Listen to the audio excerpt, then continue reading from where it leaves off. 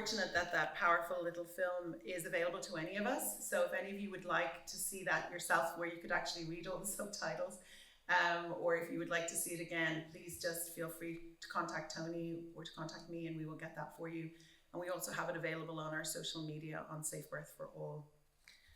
So I want to thank all the leaders in the room today, especially Mrs. Sabina Higgins for being with us today, who we will hear from in a few minutes. So thank you for being here. And also so many other leaders that are with us today. One in particular made this possible for us to be here. Oh, goodness. Tony, can you? Yeah, just see if we can. Thank you. Yeah. Okay, so I think I can project, so you should all be okay. Sister Sheila, can you hear me in the back? Yeah, okay, great. All those years of elocution have really paid off so well. So thank you to a great Irish education. The next leader that I'm going to introduce is the CEO of the Mission to End Leprosy, Mr. Ken Gibson. The Mission to End Leprosy is a global network of organizations with a big, ambitious plan to rid the world of leprosy, the oldest known communicable disease. Ken's work requires much travel across Africa, Asia, Europe, and North America. Ken is 100% committed to fighting disease, poverty, injustice, and intolerance. And when I told Ken about our efforts here and the group and the coalition and what we were starting, he said, "What can I do?" And I said, "Can you get me a room at the Stephen's Green Club?" So here we are. More than anything, Ken is my dear friend since childhood, growing up in South Dublin. And I'm very, very proud of him and his efforts. And I'm so grateful he can be here today to talk to us about the possibility of eradication and prevention, and that there are many things perhaps we as humans are too tolerant of that go on for people who are in most need of our help. So Ken Gibson, if I can invite you to come up, please. Thank you.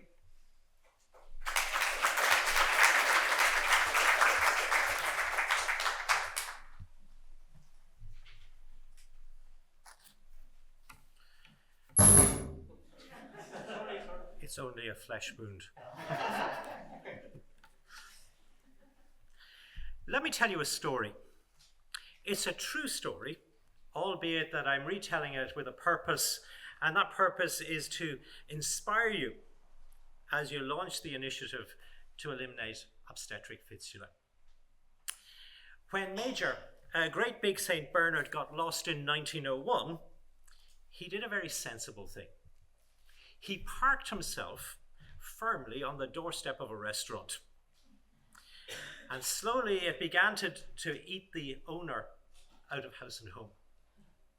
So when John Davies, who was a regular patron of the restaurant, agreed to take the dog, the restaurateur breathed a sigh of relief and imagined his profit line rising again. Imagine John Davies' daughter and the excitement she had when Daddy unexpectedly brought home a great big slobbery giant dog. But the story took a twist when the owner, Henry Stafford, placed an advert in the newspaper looking for his lost companion. "Daddy, Daddy, can we keep him?" But Daddy quickly burst that dream, contacted the owner, and returned the magnificent animal. 12-year-olds can be persistent, and this young girl especially so. No other St. Bernard, in fact, no other dog would do. She wanted that dog. And so to mark the young girl's transition from to teenager, Davies approached Stafford, offering to buy the dog for his daughter's birthday.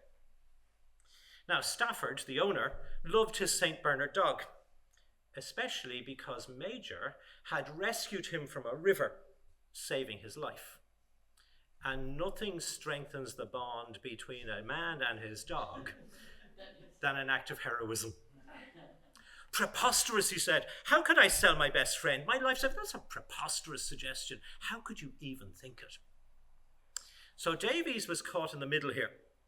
A daughter demanding a dog, and a man refusing to sell his St. Bernard.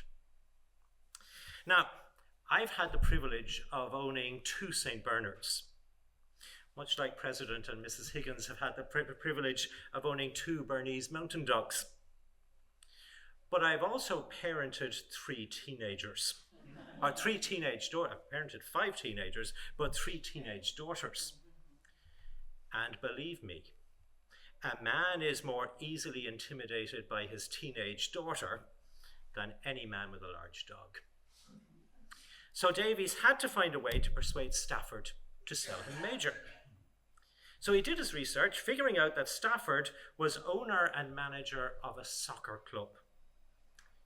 And then he discovered that Stafford's heart was more in the soccer club than it was with the dog.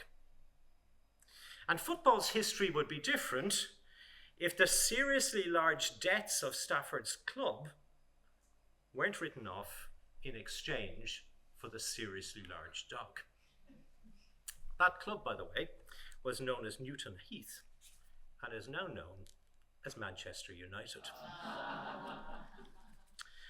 On the day you launch your campaign to eliminate obstetric fistula, I tell you this story because I want you to know that even men with great big dogs can be won over.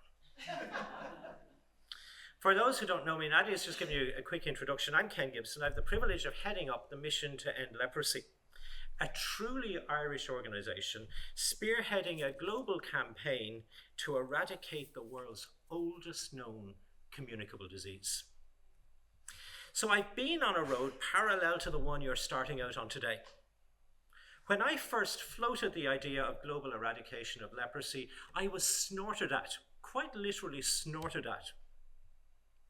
You see, the Mission to End Leprosy has met roadblocks everywhere along the way, at grassroots level, at government level, and even amongst international organisations.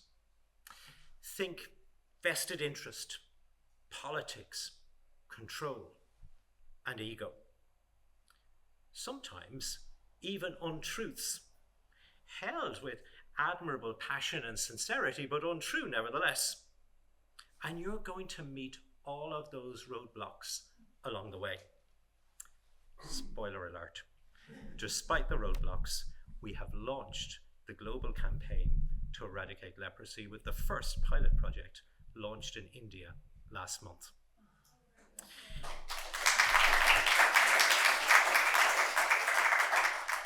And I tell you that as encouragement that as you start out on this road, those roadblocks can be overcome, much like any man with a large dog can be worked around. You can argue that success of any eradication program is attributable to a number of primary things, perhaps passionate vision, clear evidence and strategy, and strong leadership and management. All of those are essential. But let me suggest that the single most important contribution to your program is this: to help people with big dogs to see what's in it for them. You're going to meet people who erect roadblocks everywhere. People who say it's too costly, as though a safe birth should ever have a price tag. People who say, oh, but these women are in hard to reach places, as though justice and compassion should end at the edge of the city. People who worry about the sustainability of their organisation, as though the organisation should ever be more important than the people it serves. I've met them all, and I've met more. And in each encounter, I've had to ask myself, what's their dog? What's their ambition, and how can we help them achieve that so that they'll step out of the way? It's going to call for diplomacy. It's going to call for political sense. It's going to call for strong nerve. But you can do it. It works. I've used it. It'll take patience and time.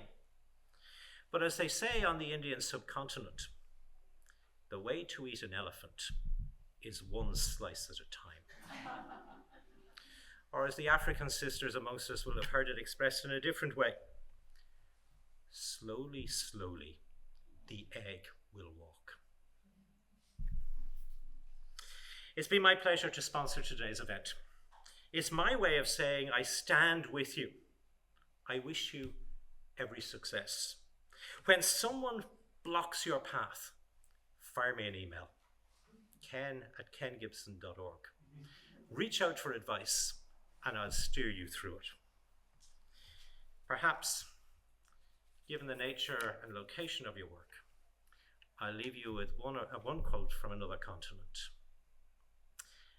Someone forced to share a cave with a ferocious lion learns how to stroke fur in the right direction. Now,